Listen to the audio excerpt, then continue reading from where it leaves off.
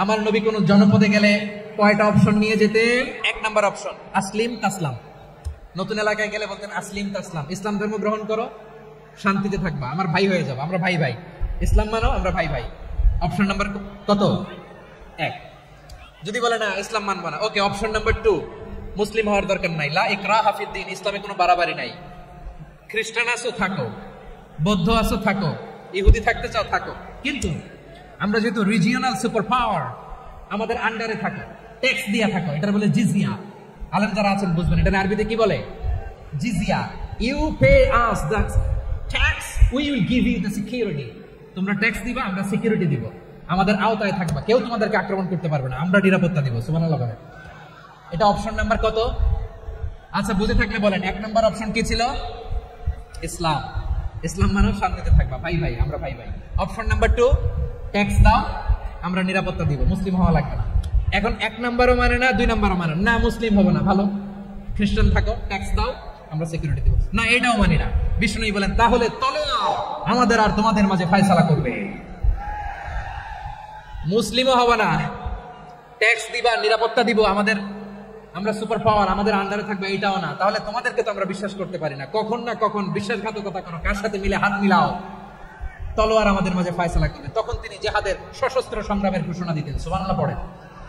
দেখেন পশ্চিমারা জেহাদকে এইভাবে চিত্রায়িত করে না, ওরা জেহাদ বলতে বোঝায় তলোয়ার, হাত কাটো, গলা কাটো না। জেহাদ সশস্ত্র সংগ্রাম 3 নম্বরে। অধিকাংশ ক্ষেত্রেই বিশ্বনবীর সুন্দর আচরণ দেখে, আরে আমার নবীর যে নুরানি চেহারা, অনেকে তো কেবল সির্ফ চেহারাটা দেখে কালিমা পড়ে মুসলমান হয়ে গিয়েছে। যারা মুসলিম হয় নাই তারা তাদের ইসলামেই বলবৎ ছিল, ট্যাক্স দিয়ে ইসলামের আন্ডারে ছিল। যারা এটাও মানে নাই ওইটাও মানে নাই, তাদের বিরুদ্ধে জিহাদ। বিষ্ণু ইসলাম 7ম হিজরিতে যখন খায়বার বিজয়ের পরে ইসলাম রিজিওনাল সুপার পাওয়ার হিসেবে আত্মপ্রকাশ করলো, বিশ্বনবী চিঠি লিখলেন অন্যান্য সুপার পাওয়ারের কাছে, রাষ্ট্রীয় চিঠি লেখে এক রাষ্ট্রপ্রধান আরেক রাষ্ট্রপ্রধানের কাছে, ঠিক কিনা বলেন? জানেন না আপনারা, এই যে 24-এর ছাত্র নাগরিক অভ্যুত্থানে, এই অভ্যুত্থান যখন শুরু হয়, আমি তখন সাউথ আফ্রিকাতে, একটা স্ট্যাটাস দিয়েছিলাম, গোটা নয় গোটা দেশ সংস্কার করা লাগবে। শুধু বাংলাদেশ নয়, সারা বিশ্বের বাংলা ভাষাভাষী লোকেরা এই আন্দোলনের সাথে সমর্থন তারা করেছে, এটা তারা সমর্থন দিয়েছে। আমাদের ইউনাইটেড আরব আমিরাতের বাংলাদেশি ভাইয়েরা, তারা সেখানে রাস্তায় নেমে এসেছিল, জানেন?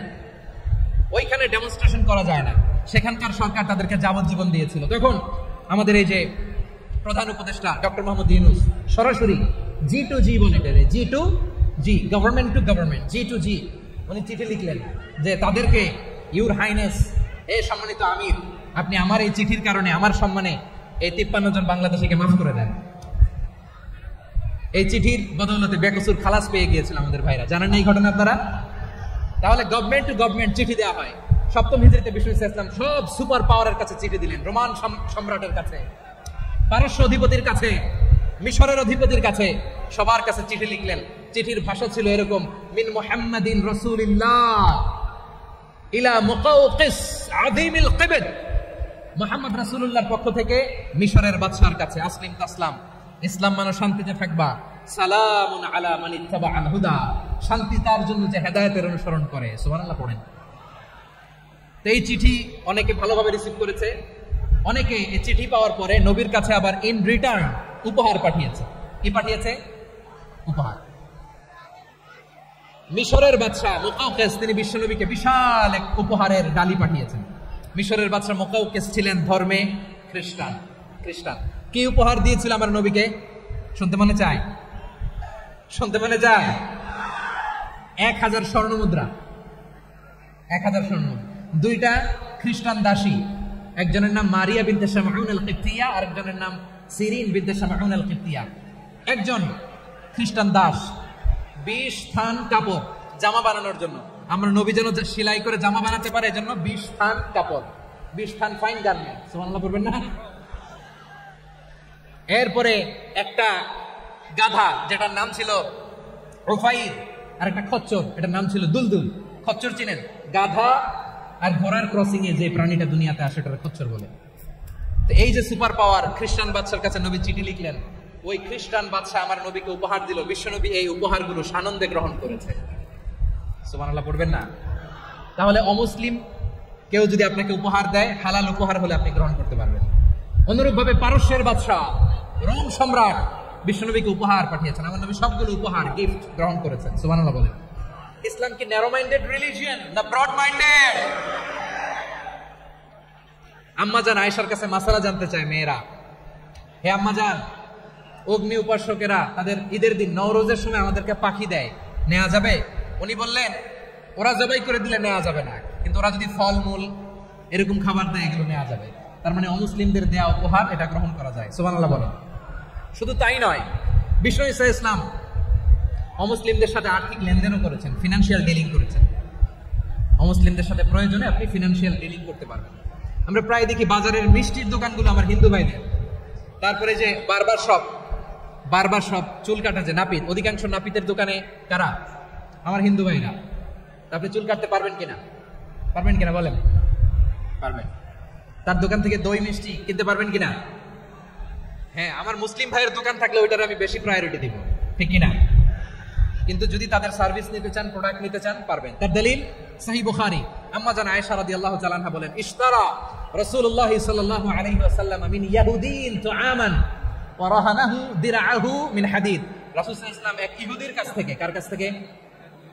সবাই বলে নাই, কার কাছ থেকে? আমার নবী, প্যারা নবী এক ইহুদির কাছ থেকে জব কিনেছিল, জব, বার্লি, যেটা দিয়ে রুটি বানায়। ওই জবের দাম দেওয়া টাকা পয়সা নবীর কাছে ছিল না, ফলে নবী ওনার একটা পোশাককে মর্গেজ রেখেছিলেন, মর্গেজ, বন্ধ, যে এখন এটার দাম দিতে পারবো না, কয়েক কেজি বার্লি নিয়ে যাই আর বন্ধক হিসেবে আমার জামাটা রেখে গেলাম, যেদিন দাম দিব ওই দিন জামাটা ছুটাই নিয়ে যাব। সুবহানাল্লাহ পড়বেন না? বাকিতে নিছিলেন, বাকিতে। দিরআহু মিন হাদিদ, লোহার তৈরি বর্ম, মানে যুদ্ধের পোশাক, লোহা দিয়ে বানানো। বিশ্বনবী বললেন, কয়েক কেজি জব দাও, টাকাটা পরে দিব, এখন টাকা নাই, বন্ধক হিসেবে, মর্গেজ হিসেবে আমার জামা রেখে গেলাম, যখন টাকা দিব জামা ছুটাই নেব। আওয়াজ করে বলতে হবে সুবহানাল্লাহ।